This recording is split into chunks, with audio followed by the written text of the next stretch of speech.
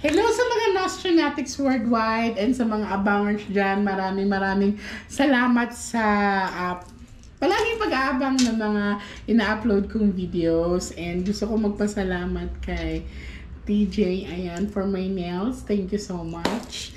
And sa mga gustong mag-avail ng mga mugs ko at saka t-shirts, ayan po, it's out in the market.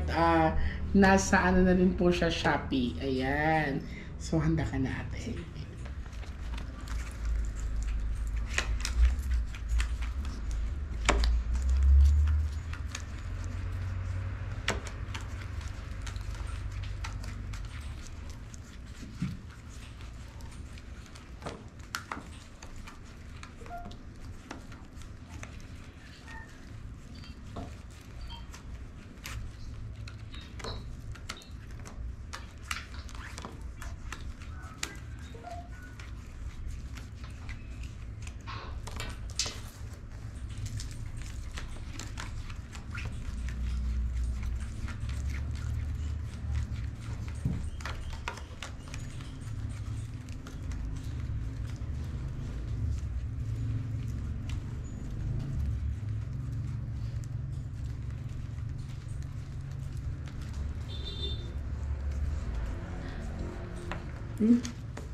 Ay, yes, apat na pala. Kanina ako bilang ng bilang, apat na pala siya. Okay. Now, ate, this one is travel and distance or paglalakbay. This is a bad luck card. Lahat na masasama is andito, no? This is big amount of money and success. Yan. And this one, ito may kinalaman sa pera, transactions. This one is happiness and love, life at peace, or relationship. Yan. Okay? So, titingnan natin kung ano ang i-reveal sa atin ng mga baraha. So, handa na kayo. Actually, medyo si ate ang ikaw yung natandaan ko. Yan. So, ikaw yung natandaan ko. Kanina, nag-picture tayo kanina, hindi kita matandaan. So, ngayon, tandaan na kita.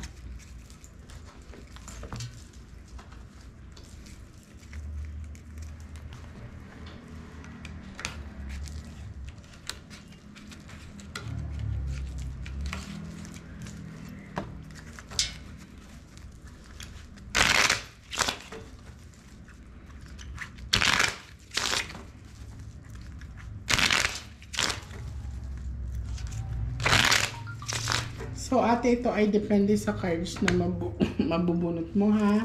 Ask mo na tayong guidance. So, ito lang yung gamit niya, no?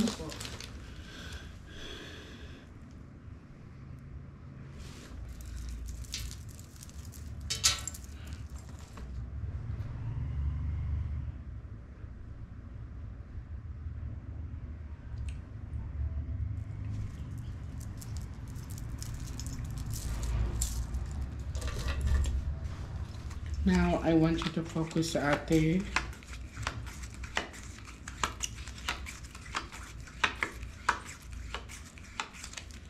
I want you to pick one. Thank you. So, this is it.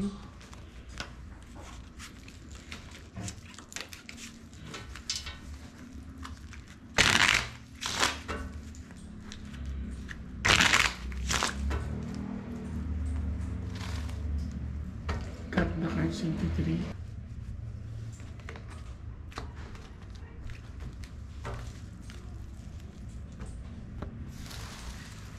Kuha ka ngayon ate ng 7 cards of total, lagay mo dito.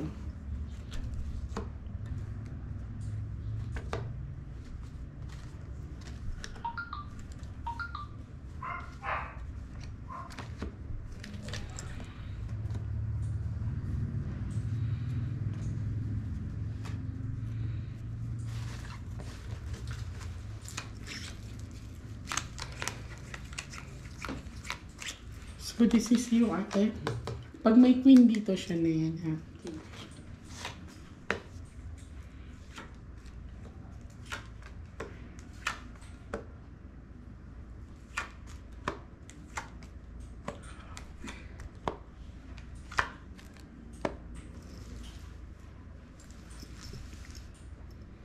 Sa pinapakita sa akin ng mga baraha, medyo na-alarm ako kasi Ato si ate, nandito.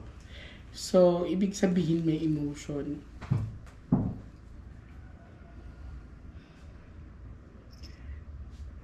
May lalaking involved kasi dito nakakilala niya.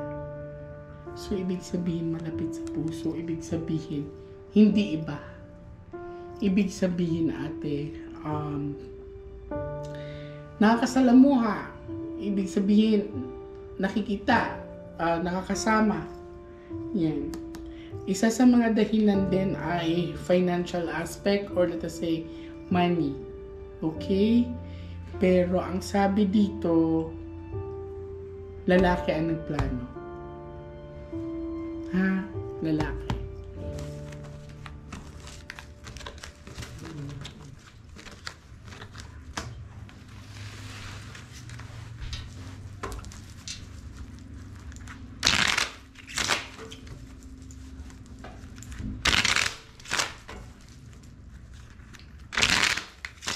Anong itsura mo nga dito? Your Queen of Yung diamond ba? Diamond. Kailangan matandaan mo yan kasi yan yung reflection mo. Cut the cards into 3.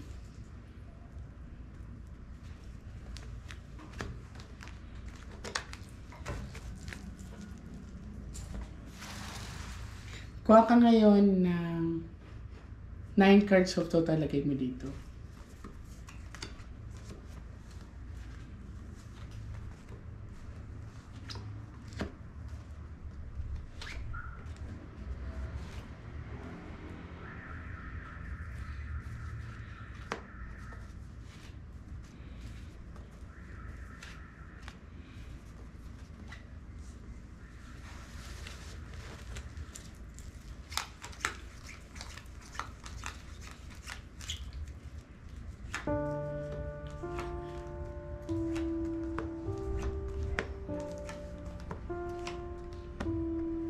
So, ibig sabihin, bumabiyahe siya. Third party. So, may kinalaman sa relasyon ito. So, it's either pinagsilosan to or third party involvement. May binayaran po. You know.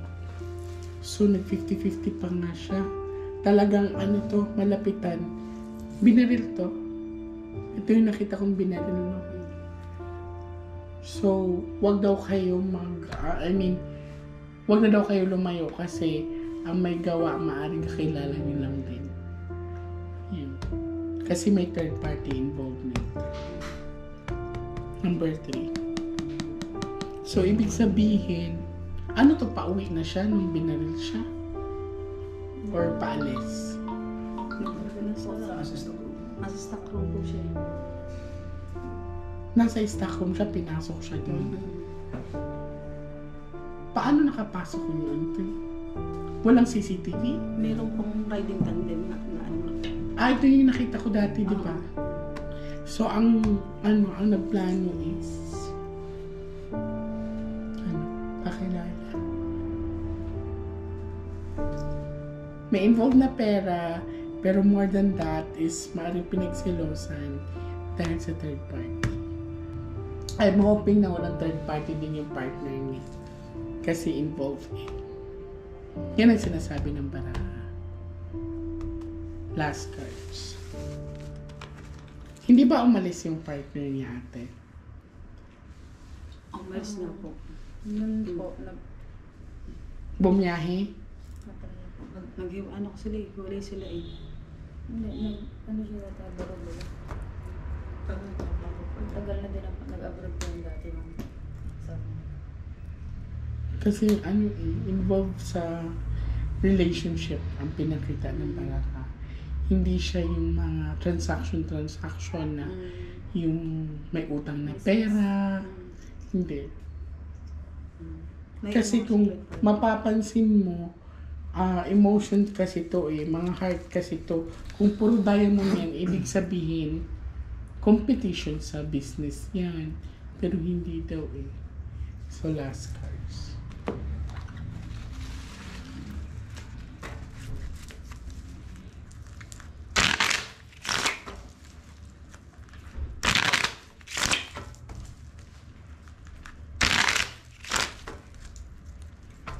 Tatlo. Grabe yung pagmanman sa kanya kasi pinasok talaga siya sa stock room niya. Wala kaya yung kasabot na ano. Wala kayang kasabot. Kakilala daw ate eh. So, ibig sabihin, May kamag-ano. Pero nakakasalamuha daw kasi. So, kakilala, nakakasalamuha, ibig sabihin, nakakasama, kasabay kumain. yung nagplano po. Oo. Ang asawa niya kasi Yung ang iba pa asawa yung- niya kasi ang ano eh. Asawa niya? Asawa niya na. Asawa niya. Third party nga po. Third party nga po siya dahil may third party nga. Baka yun na nga yung asawa ko. Tingnan natin. Kasi, di ko na nga kayo maalala eh. Basta ang sabi dito, wag na daw kayong lumayo pa kasi kilala nyo rin yung gumawa. So, nakakulong na yung asawa niya. Yun nga lang po, hindi Yung siya, iba walang parang- ebidensya na Makakalabas pa. makita. Hmm. Mukhang Tsaka makalabas. kung may iba pang Kuha ka ng ano, last 12 cards.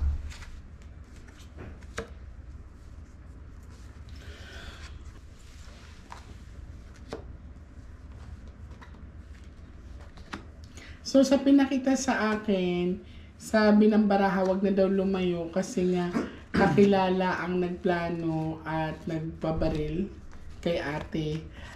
Ito po ay pagsiselos or third party involvement. Hindi talaga siya kakompetensya sa negosyo or yung mga utang-utang, mga ganun malaking pera. Hindi.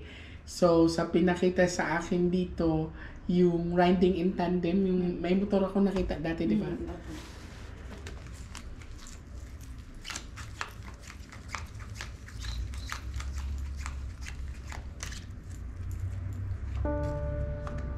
Binayaran. Big amount of money. Bayad. Lalaki talaga ang nagplano. Yun. This is a bad luck card, so she's asking for justice.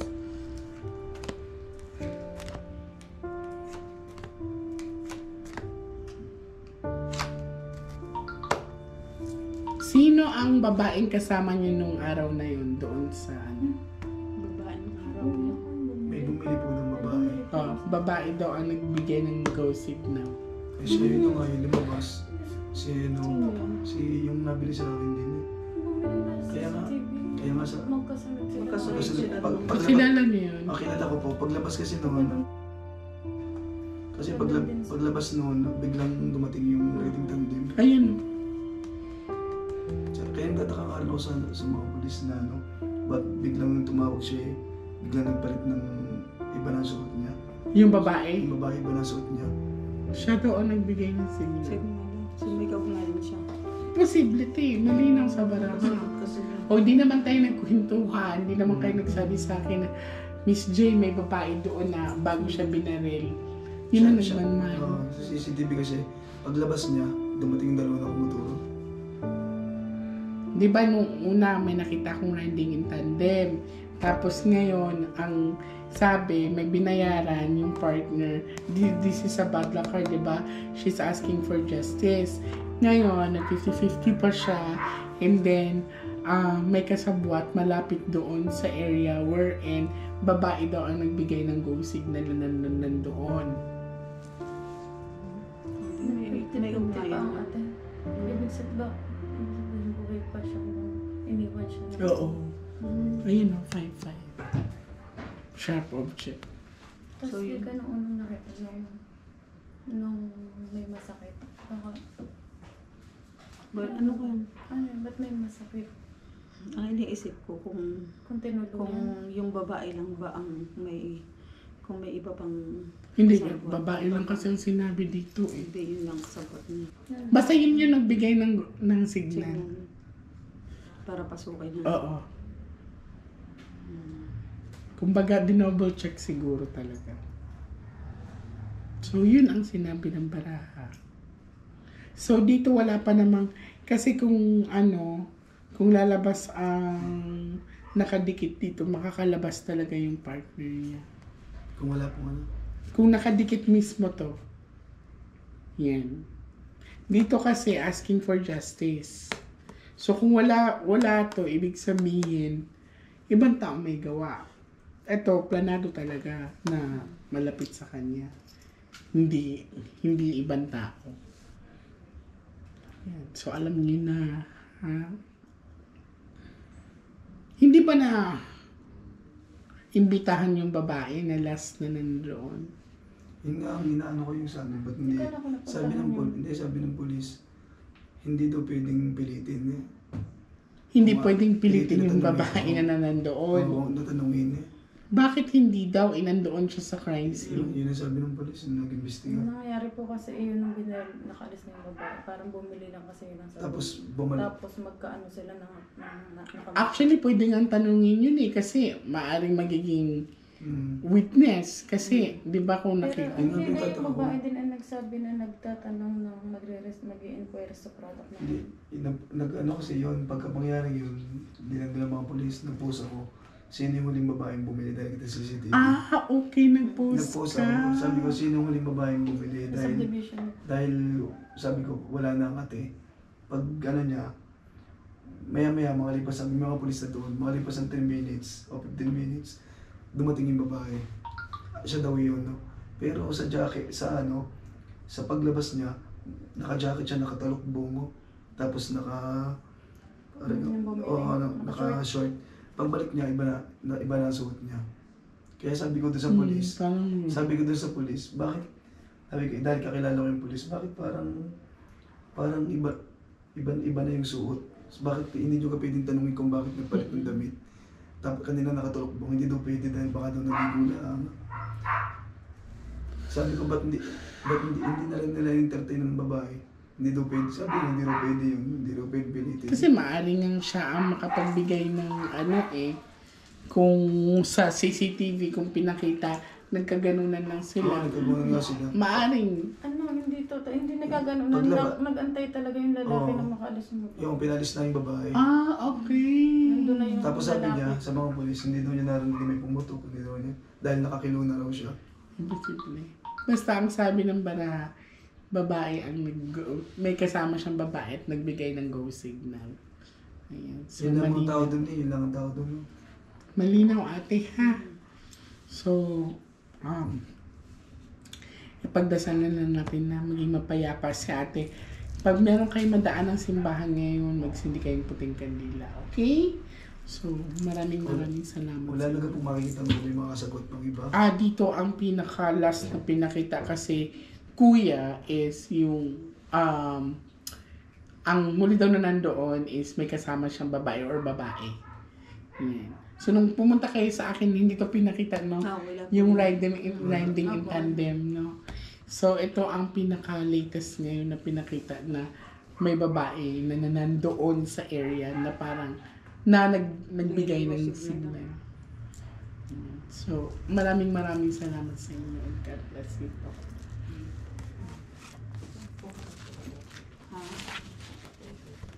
Ano kayo? Ito lang kasi inaano namin kasi yung kapatid namin, meron siyang iniwan na Salaysay. salaysay na permado niya. Sa dokumento. Ito. Opo. Sa Okay. korte. So, paano? Kasi mga bago po mangyari yan, 2 weeks bago po siya mapatay. Gumawa na siya ng Ano po siya, statement. may naghihiring na po yan. May mga hearing na sila at doon sa kaso, may mga salaysay na rin siya doon. May mga salaysay na po siya. Nasaan yung salaysay niya? Wala kayong copy? Wala. Hindi po namin Wala dala talagang may inaano siyang tao. Okay, so ganito, pababalikin ko ulit kayo ha, Friday. Ito yung babae bumili. I-print out niyo yung salaysay niya. Titignan natin. Okay? Friday. Sino na contact niyo dito? Si Miss Abby po. Okay. Ayan. So, Friday po This Agahan Friday nila. po, ito na po. This Friday na, huwag na natin patagalin. Okay? Ano po yung babaeng bumili? Yan. Tagalin mo recharge mo na. Tagalin recharge. Ito po yung last book ng babaeng bumili. Kasi kilala ko yun dahil dinidelivery ko yun. Nakausap mo na siya na maayos. Hindi. Nung araw din lang yun. Dahil yun nandun din ng mga polis. Sabi niya nanginginig daw siya. Hindi daw niya alam na. Sabi sa polis, nanginginig pa nga po ako. Hindi ko po alam na ganyan nangyayari, sabi niya. Tapos, Pero wala siya narinig na putok ng baril. sabi niya, nakakilo na raw siya kasi subdivision yun. Di, malapit lang ang kiluan, nakakiluan na raw siya. Pero sa CCTV, kitang-kita na nandun yung dalawa, umalis siya. Parang salubungan na, parang gano'n. Basta may babae daw kasi nagbigay ng go signal, yun lang. Tapos, balik kayo sa akin sa Friday. Dalhin niyo yung salaysay niyo. Okay? So, thank you po. Huwag kayo magsawa. Hindi ako magsasawa tutulong sa inyo. Thank you. Kailangan po talaga namin na mabigyan ng hustisya. Of course, kasi dito lumabas, she's asking for justice. May padlock card. Okay? Sige, salamat po.